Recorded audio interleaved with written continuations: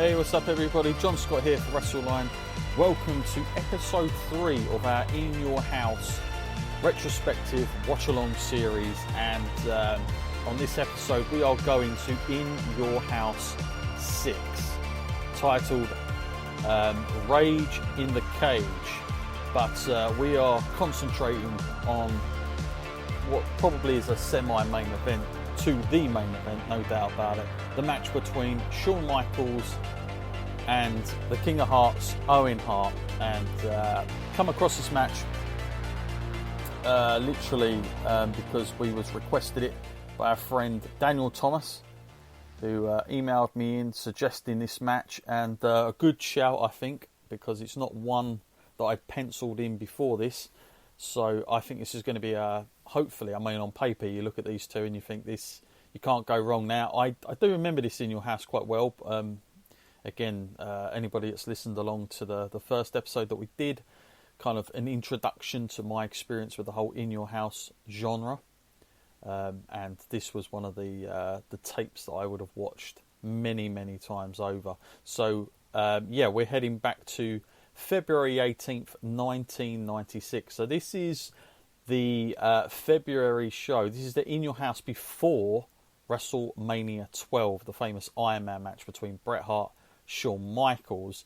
And of course we just come off of In Your House 7, so there would be a little bit of link to that in a way. I'd like you guys to fire up the WWE Network as always, and you want to go to In Your House 6, and you want to go for the time of 50 minutes 32 seconds. 50 minutes 32 seconds. While you guys find that, hit the pause button, come back to me when you're on it, and on the count of 1 we're going to go play. So on the count of 1 we're all going to press play. 50 minutes 32 seconds. Let's dive into this straight away then. 3, 2, 1, and here we go. In Your House, bit of Vince McMahon there in the background. We're going to watch a promo between how this got here. Now, you'll notice on the screen there it said Shawn Michaels putting up his title shot that he would have got by winning the Rumble, of course, against Owen's brother Bret for the title. This storyline, for those of you that aren't too familiar, this was like, it was so... I mean, at the time, I really bought into it, but when I go back and watch this, it does make me cringe a little bit, this whole thing. Now, of course, if you watch the Shawn Michaels documentaries and stuff like that, you'd seen this story, they kind of played into it, where, you know, he falls down, he'd had like a fight outside of wrestling, and they kind of played into it a little bit, you know, whether he was able to go or not. And I think this was in a way an opportunity to make Shawn a little bit more of a baby face than he was coming across, because again, you've got to remember, we're coming off 1995 where Shawn was the heel, and all of a sudden, if you didn't know any better, you would have imagined Shawn was just a sweet guy trained by Jose Lothario. So they've done a very good job at, I suppose, masking the year before, because you know, for a good 2 years solid, at least he was this very conniving heel prima donna. I still think he was pretty much a prima donna, but much more appealed towards the ladies, especially in the audience.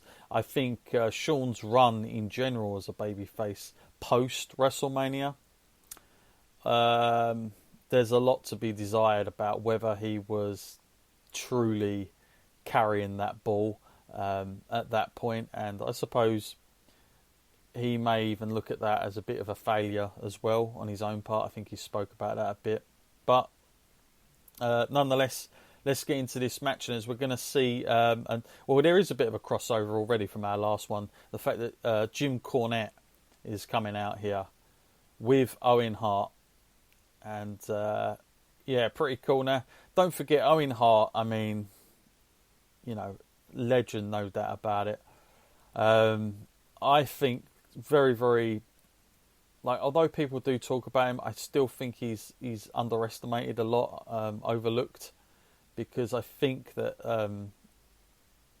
had the whole Brett screwjob thing never happened, I think Owen would have been champion before the very tragic accident had happened. Take a look at Shawn Michaels here, if you will. What a costume! Talk about Deontay Wilder this year, blaming his in-ring gear of him not winning that fight. Maybe take a leaf out of Shawn's book here. And there's Todd Pettengill. Mentioned him on our first episode of this. He's quite a frequent guest around here for these kind of things. Todd Pettengill had lost the mullet by this point, which was a good call, I would say. No disrespect to people that do have mullets, but wasn't looking too smart on him. So now we're going to see Shawn Michaels, the grand entrance. Here we go. My goodness. Now I remember seeing this on lots of clips when they look back at things, and I was always like, "What in your house the hell was this?" And now I know it was In Your House 6. And it's kind of. I mean, you're watching this now and you're thinking, how on earth can this guy be a babyface? Like, if this was happening now, there'd be not a chance in my book. It would be like Dolph Ziggler trying to do this. There we go, some pyro in the background as well. See, even in the dark times here of WWF, they still made... Oh my goodness, I didn't expect that.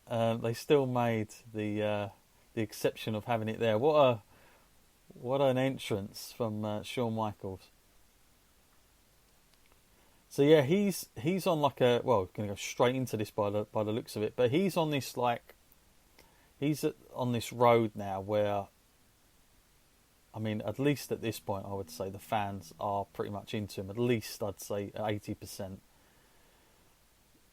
But I think that I don't know. I mean, it's very hard to Shawn at this period to be a babyface. I mean, look, the ladies are absolutely eating him up, but I just you could imagine Brett watching this in the back, only thinking like, my God, man. But my one of my friends that I grew up in school with, good friend, Darren, he absolutely idolised Shawn Michaels for many, many years, like really idolised him. And I suppose over time you definitely appreciate Shawn Michaels, but I think this was a time in his career where backstage he could be a bit of a nuisance. There's no two ways about it. So to give you guys a little bit of a flavour, I've tried to do like a little bit more facts when I'm doing these stuff now, and give you guys a little bit more insight when we do these events. Of course, now this was headlined by Bret Hart and Diesel in a steel cage match going into this WrestleMania, which is pretty fun. So yeah, February, we're here on the 18th, and Louisville, Kentucky, 1996. What a feat! He also had quite a lot of matches on this show, really. Just looking at it here, quite a bit going on. A lot of Jim Cornette being featured heavily on this, by the looks of it. Very, very fascinating. I quite liked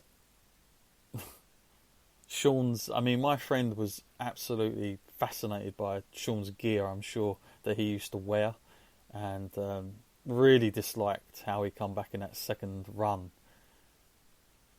because he didn't have the tights, as it were. He wore the pants instead, and the gloves, and the small things, but certainly to him they made all the difference. I love that there. Now these two really, if they really wanted to, and I can't remember this match enough, but if they really wanted to, they could really pull out a hell of a match. Look at this. This is like presidential kissing baby stuff right here from Shawn. He is really trying to get over. She's happy. Holy hell. My goodness. Yeah, so what an acquisition, Shawn Michaels. It's like a Brad Pitt here, isn't he? As we see him looking down there at Jim Cornette. But yeah, it's just fascinating that he is, at this point, he's evidence to be the next big top baby face and playing that kind of character. He certainly did work to a certain degree, but I think by the time at least you got to Survivor Series, and you'll remember our first episode at the back end of this year in '96, where Shawn had obviously lost the title at MSG, and that crowd pretty much spat him out at MSG that night. Here we go, look at this. Oh, nice. Again, Shawn just endearing himself to that audience, isn't he? He really is. Unbelievable. Trying to see if there was any more interesting facts here on my screen, but there's not. You know what? There's not a lot to be said about this, to be fair.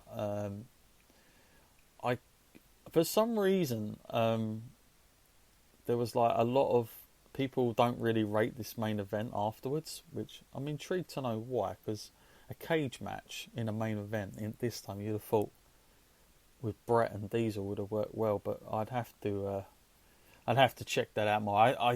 I do remember it, but I don't know why it's got so sort of slagged off a lot on various websites that I'm looking at. I guess some matches age well, some shows age well, some really don't.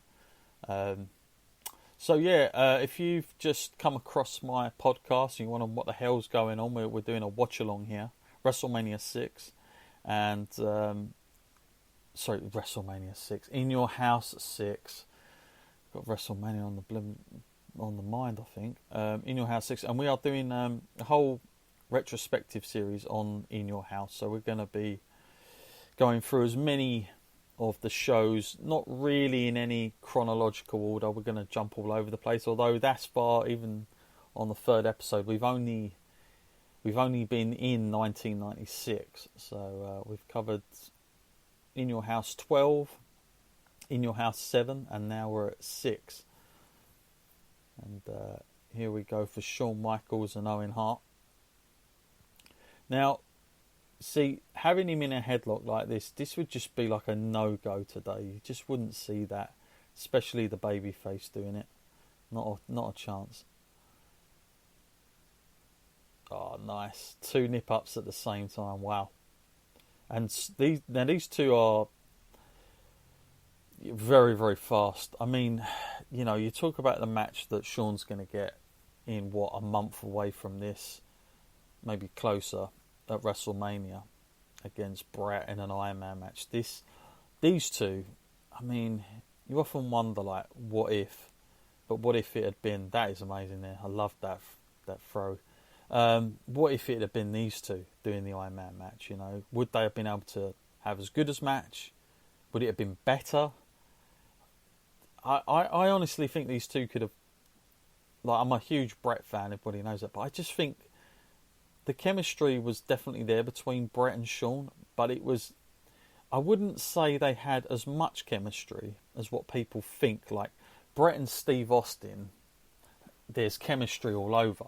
I think with Shawn and Brett, in ring, yes, they did definitely work well, but I would argue that Owen and Shawn just had better chemistry in the ring. But however, if you was putting the characters in that sort of bracket of connection and chemistry, I would definitely say it's Brett and Shawn, because they're so opposites, they're so different in that way.